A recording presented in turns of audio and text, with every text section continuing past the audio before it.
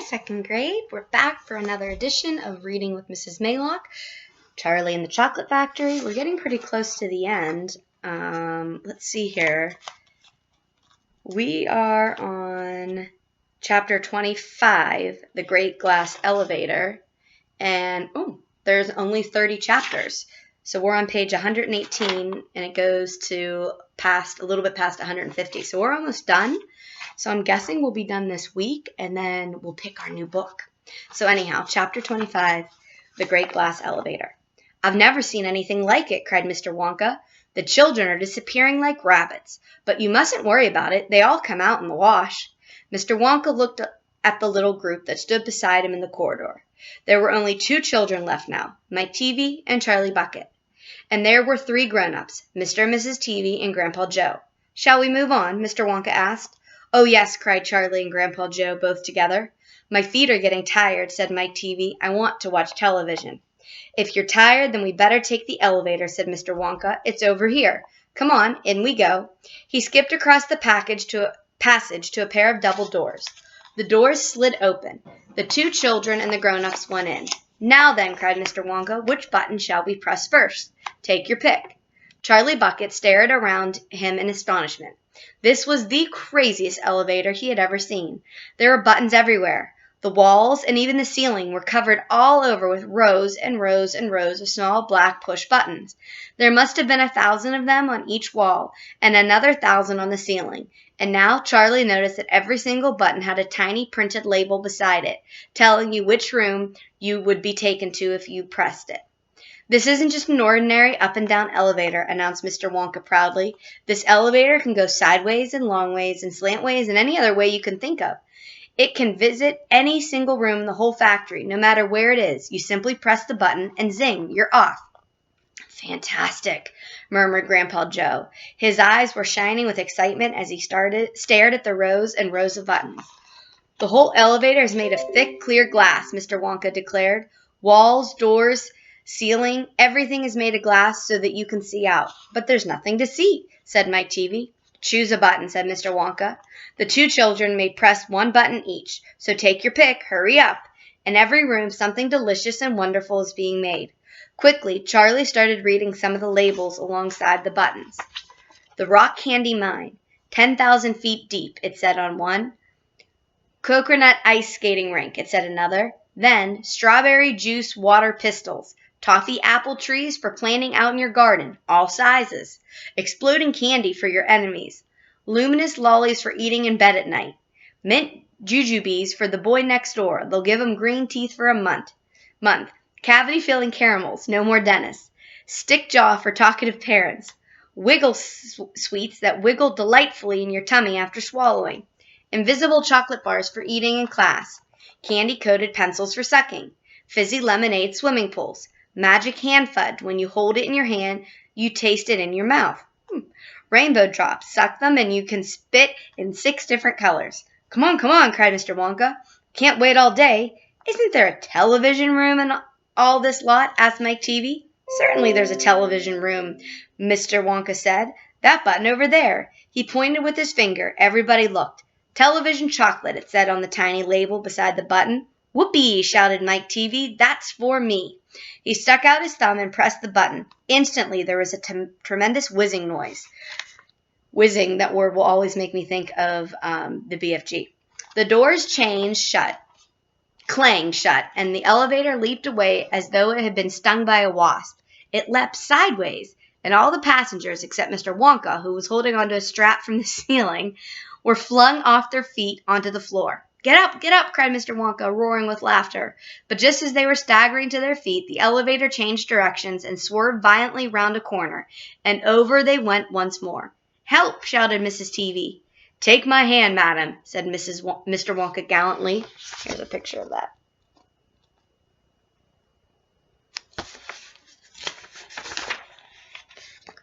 "There you are. Now grab the strap. Everybody grab a strap. The journey's not over yet." Old Grandpa Joe staggered to his feet and caught hold of a strap. Little Charlie, who couldn't possibly reach as high as that, put his arms around Grandpa Joe's legs and hung on tight. The elevator rushed on at the speed of a rocket. Now it was beginning to climb. It was shooting up and up and up on a steep, slanty course as if it were climbing a very steep hill.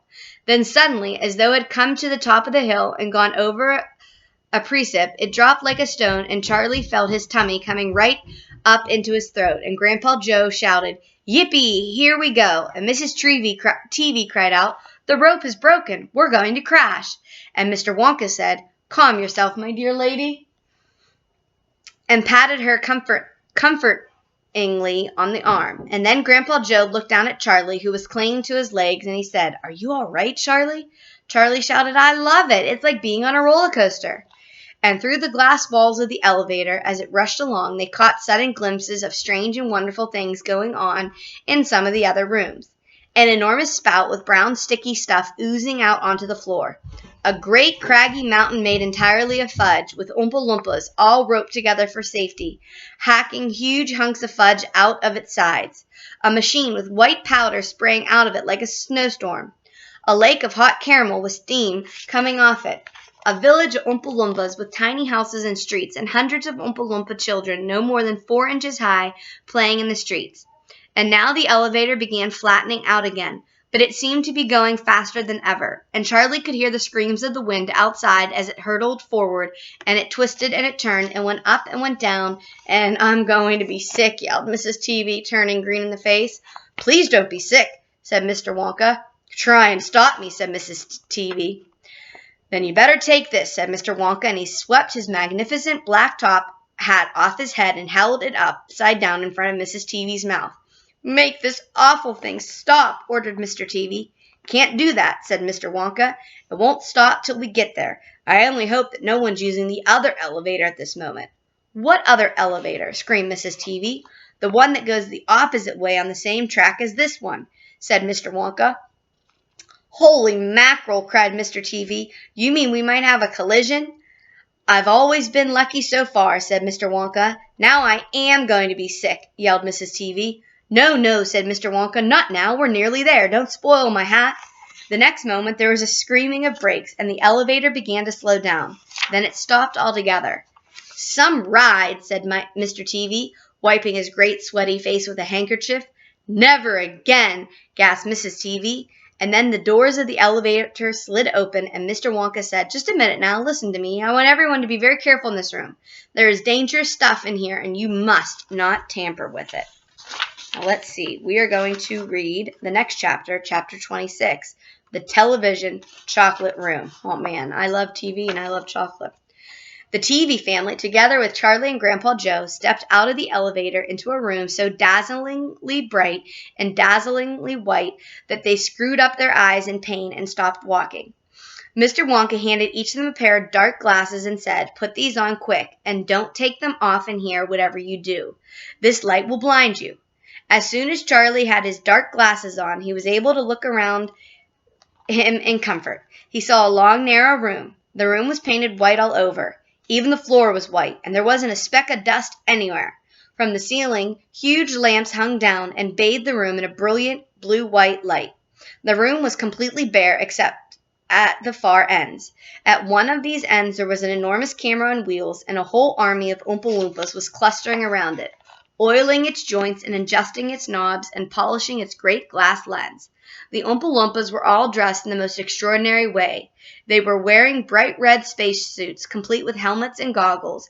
At least they looked like space suits, and they were working in complete silence. Watching them, Charlie experienced a weird sense of danger. There was something dangerous about this whole business, and the Oompa Loompas knew it. There was no chattering or singing among them here, and they moved about over the huge black cameras slowly and carefully in their scarlet spacesuits. At the other end of the room, about 50 paces away from the camera, a single Oompa Loompa, also wearing a spacesuit, was sitting at the black table, gazing at the screen of a very large television set. "Here we go," cried Mr. Wonka, hopping up and down with excitement. "This is the testing room for my very latest and greatest invention, television chocolate." "But what is television chocolate?" asked Mike TV. "Good heavens, child, stop interrupting me," said Mr. Wonka. "It works by television. I don't like television myself. I suppose it's all right in small doses, but children never seem to be able to take it in small doses.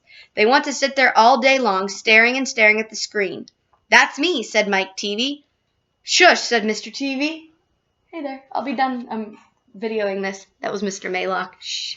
Thank you, said Mr. Wonka. I shall now tell you how this amazing television set of mine works. But first of all, do you know how ordinary television works? It's very simple. At one end, where the picture is being taken, you have a long movie camera and you start photographing something. The photographs are then split up into millions of tiny pieces which are so small that you can't see them. And these little pieces are shot out into the sky by electricity.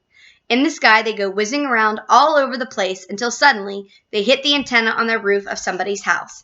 They then go flashing down the wire that leads right back into the back of the television set, and in there they get jiggled and joggled around until every last single one of those millions of tiny pieces is fitted back into its right place, just like a jigsaw puzzle. And presto, the photograph appears on the screen. That isn't exactly how it works, Mike TV said. I'm a little deaf in my left ear, Mr. Wonka said. You must forgive me if I don't hear everything you say. I said that isn't exactly how it works, shouted Mike TV. You're a nice boy, Mr. Wonka said, but you talk too much. Now then, the very first time I saw ordinary television working, I was struck by a tremendous idea. Look here, I shouted. If these people can break up a photograph into millions of pieces and send the pieces whizzing through the air and then put them together again on the other end, why can't I do the same thing with a bar of chocolate? Why can't I send a real bar of chocolate whizzing through the air in tiny pieces and then put the pieces together at the other end, all ready to be eaten? Impossible, said Mike TV. You think so? Cried Mr. Wonka. Well, watch this. I shall now send a bar of my very best chocolate from one end of this room to the other, by television. Get ready there. Bring in the chocolate. Immediately, 6 Oompa Loompas marched forward carrying on their shoulders the most enormous bar of chocolate Charlie had ever seen. It was about the size of the mattress he slept on at home.